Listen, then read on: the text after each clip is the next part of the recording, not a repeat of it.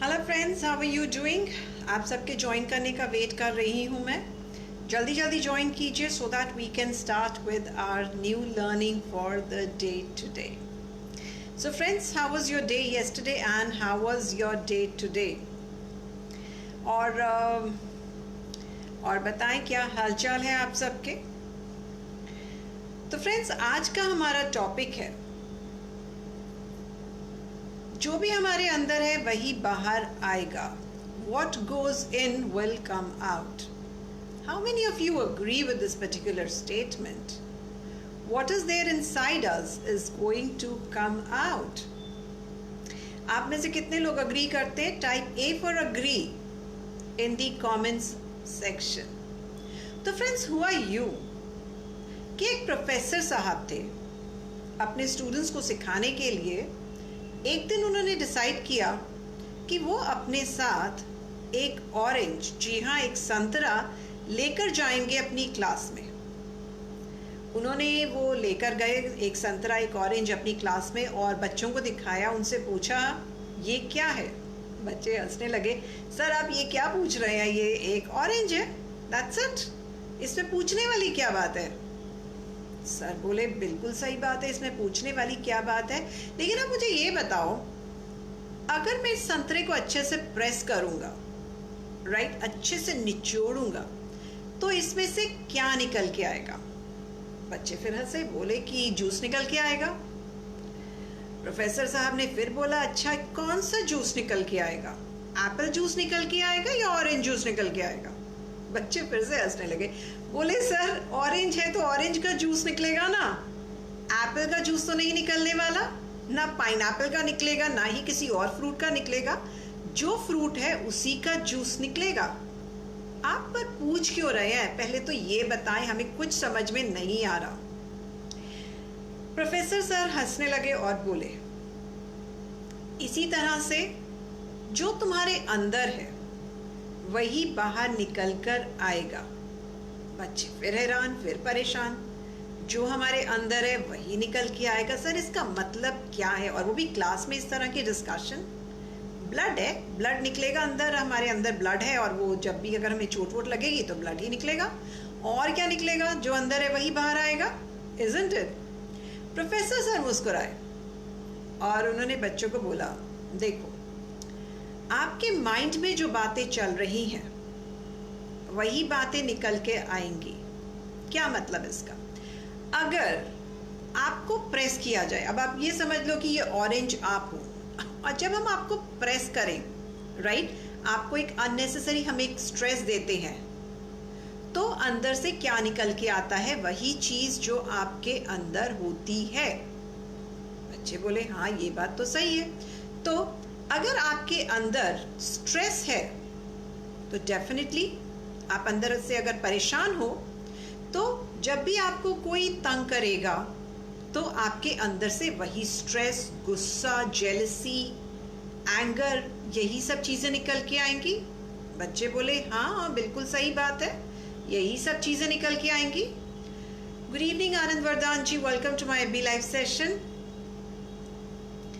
तो अब फिर प्रोफेसर सर फिर आगे बढ़े और उन्होंने फिर बोला कि अच्छा देखो, अगर तुम्हारे मन में शांति है तो चाहे कोई तुम्हें कितना भी परेशान कर ले, तुम्हारे अंदर से शांति ही निकलेगी, तुम एकदम शांत रहोगे। बच्चे बोले हाँ सर ये बात भी बिल्कुल सही है, अगर हम अंदर से गुस्सा है तो गुस्सा ही निकलेगा बाहर, और अगर अंदर शांति है तो वो शांति ही निकलेगी बाहर, there is no doubt about that. फिर प्रोफेसर सर ने आगे समझाया, बोले कि अगर तुम्हारे अंदर नॉलेज है तो चाहे तुमसे कोई कितने भी क्वेश्चंस क्यों ना पूछ ले, हर बार वो क्वेश्चंस ही आएंगे, क्वेश्चंस के आंसर्स ही बाहर निकलेंगे। क्यों? क्योंकि तुम्हें नॉलेज है उस चीज की। तो कोई भी अगर गलत बोल रहा होगा तो तुम अपनी बात को सही तरीके से ही प्रेजेंट करोगे, चाहे तुमसे कोई कितने भी क्वेश्चंस क्यों ना पूछ ले, इजंट इट। बोले हाँ। लाइकवाइज अगर इंटरव्यू में कोई एक्सपीरियंस, इंटरव्यू के लिए कोई जाता है, अगर उसको एक्सपीरियंस है और उसने इस तरह की चीज पर काम किया है जिसके लिए उसका इंटरव्यू हो रहा है, he would not be able to fake it. सही चीज ही निकल के सामने आएगी, उसका एक्सपीरियंस निकल कर सामने आएगा। तो फ्रेंड्स, अगर मैं आपके साथ आज ये शेयर कर रही हूँ तो आपको क्या लगता है कि मैं ये क्यों शेयर कर रही हूँ? वेल, ऑफ कोर्स एक ऑब्जेक्टिव डेफिनेटली ये है इसका, मेरी जो इस लर्निंग को जो मैं आपके साथ शेयर कर रही हूँ कि स्ट्रेस मैनेजमेंट किस तरीके से होता है। दूसरी और चीज़ें जो मैं आपके साथ शेयर करने जा रही हूँ कि हमारे अंदर जो होता है वही बाहर निकलेगा। अगर हम अपने अंदर से बहुत शांत हैं, बहुत ही रेजिलिएंट हैं, हमने हर परेशानी को देख रखा है और अब हम समझदार हो गए हैं, तो हम सही तरीके से ही आगे बढ़ेंगे, क्योंकि हमने अपने माइंड को बता लिया है कि हमने ये चीज़ें हो चुकी हैं, ये चीज़ें नॉर्मली होती रहती हैं। तो हम लोग अगर जितनी शांति से इसको डील करेंगे, अपने माइंड को हमने ट्रेन कर लिया है, अपने ब्रेन को हमने ट्रेन कर लिया है, हम जितनी भी शांति से इन चीज़ों को हैंडल करेंगे, चीज़ें उतनी ही ढंग से हम हैंडल कर पाएंगे। लेकिन अगर चीज़ों को लेके हमारी लाइफ में जो भी कोई हैपनिंग्स होती हैं उनको लेके अगर हमारे में गुस्सा है या फिर गुस्सा आता रहता है हमें, तो क्योंकि अंदर गुस्सा है तो बाहर भी गुस्सा ही निकलेगा। लाइकवाइज अगर कहीं पर भी हम जाते हैं, राइट, अगर कोई हमसे अननेसेसरी आर्ग्यू करता है तो हम परेशान नहीं होंगे। अगर हम परेशान होने वाले इंसान होंगे तो हमारे अंदर जो परेशानी है वही बाहर निकल कर आएगी। लेकिन अगर हमारे पास नॉलेज है, हमारे पास वो स्किल्स हैं जो भी कोई रिक्वायर्ड है, तो हम उस चीज़ को बहुत आराम से हैंडल करेंगे। सही वर्ड्स का प्रयोग करके हम उन चीज़ों को प्रॉपरली हैंडल कर पाएंगे, चाहे वो आपके इंटरव्यूज़ हो, चाहे किसी के साथ आर्ग्यूमेंट हो, चाहे किसी के साथ डिबेट ही क्यों ना हो। टाइप कीजिए कमेंट सेक्शन में। फ्रेंड्स, अगर आपके कुछ क्वेश्चंस हैं इस टॉपिक को लेकर, स्ट्रेस मैनेजमेंट जो हमारा टॉपिक है आज का, तो बहुत से लोगों को मैंने देखा है फ्रेंड्स कि वो परेशान हो जाते हैं अननेसेसरीली। लेकिन फ्रेंड्स, ज़रूरत क्या है?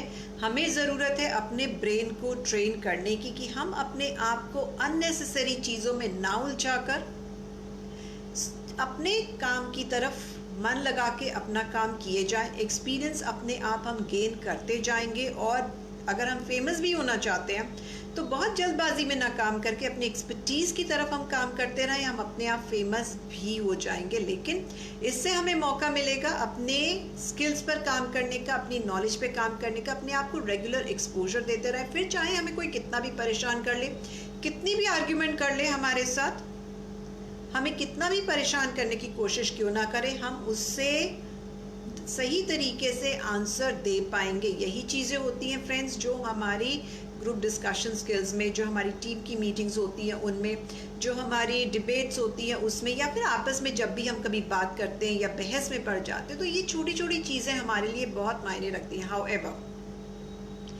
ये एक मेजर चीज़ है कि हम अपने आप को इसके लिए कितना तैयार करते हैं, कितना आसपास की चीज़ों को समझते हैं। बहुत से लोग तो ऐसे भी देखे हैं, आई एम श्योर आप लोग भी अग्री करेंगे इस बात को, कि बहुत से लोग ऐसे भी होते हैं जो अपने सारी ज़िंदगी इस पर काम करने में निकाल देते हैं, लेकिन फिर भी वो अपनी ब्रेन को ट्रेन नहीं कर पाते, अपने आप में वो एक्सपर्टीज़ को डेवलप नहीं कर पाते, not knowing what to do, and फिर उनकी जो लाइफ है वो डावाडोल रहती है। उनको ये नहीं पता होता कि हमें कोई प्रेस कर देगा तो हमारा सिर्फ गुस्सा ही निकल के बाहर वापस आएगा।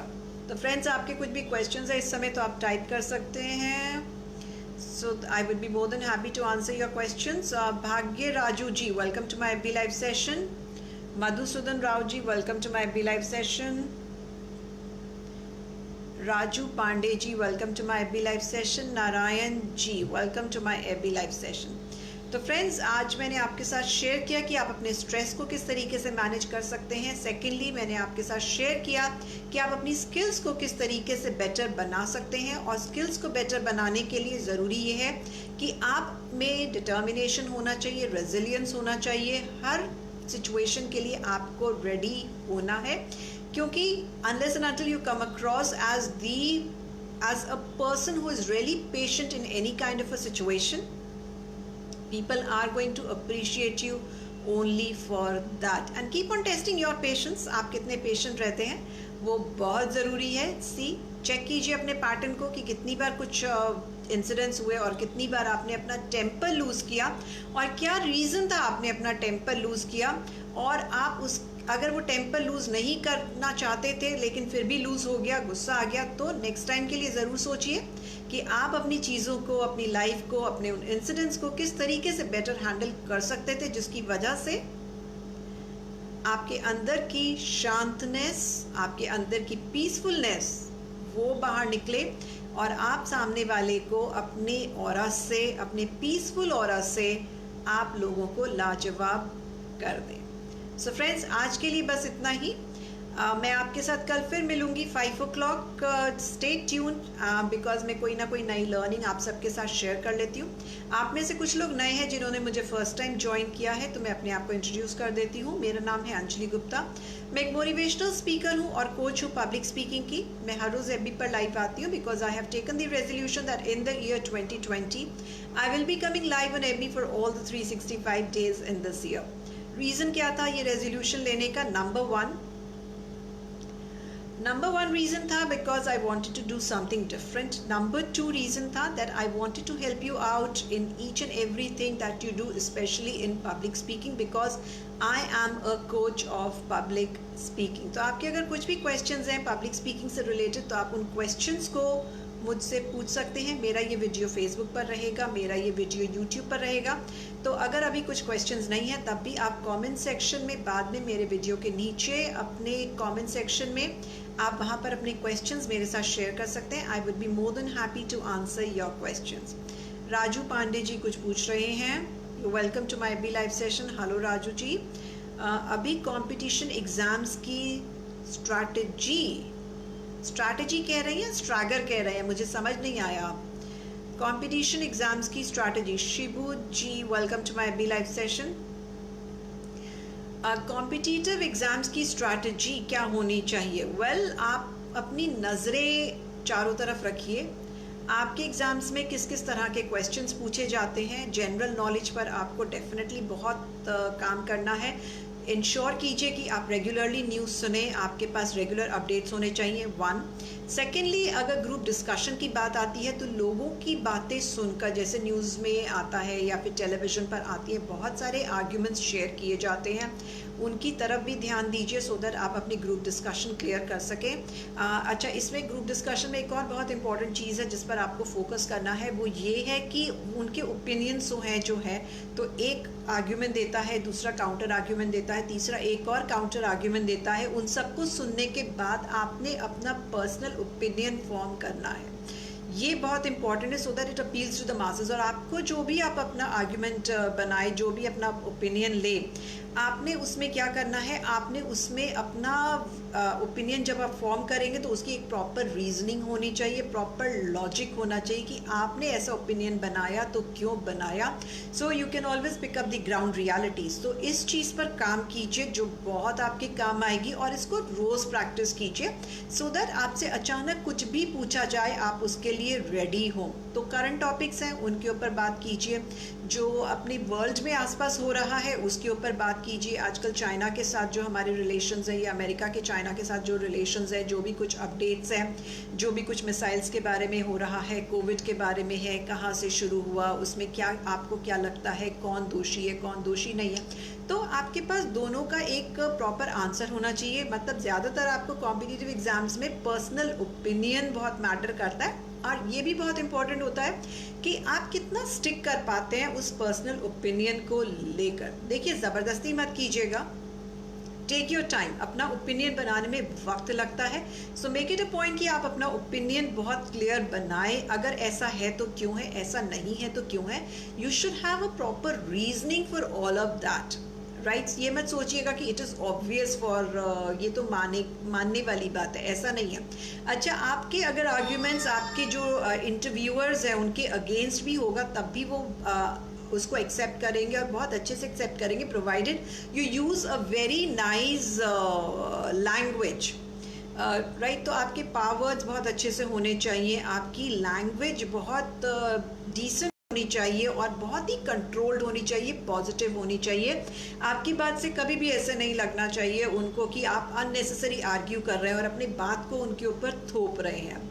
और उनका अगर कोई काउंटर आर्ग्यूमेंट आता है इंटरव्यूअर्स का, तो आपको उसके लिए भी रेडी होना है। I hope Raju ji I have been able to answer your question. अगर कुछ और फिर क्वेश्चन है तो आप इस समय कमेंट सेक्शन में टाइप कर सकते हैं, राइट, आई होप कि यही शायद आप जानना चाहते थे।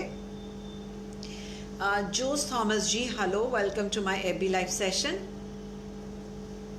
तो फ्रेंड्स, आज के लिए बस इतना ही, and I will be meeting you again tomorrow. आपका अगर कोई भी ऐसा टॉपिक है जिस पर आप चाहें कि मैं थोड़ा रोशनी दे सकूँ, आपको कुछ हेल्प मैं कर सकती हूँ, तो आप डेफिनेटली बिना झिझक के, बिना किसी हेजिटेशन के वो टॉपिक मेरे साथ शेयर कीजिए कमेंट सेक्शन में। आई विल इंश्योर कि मैं अपने किसी भी नेक्स्ट वीडियो में उस टॉपिक के ऊपर आपके साथ डिस्कशन करूँगी। All right, Raju Pandey ji, thank you so very much, my friends, for joining us, and I'll be meeting you tomorrow at 5 p.m. once again. Bye bye, see you.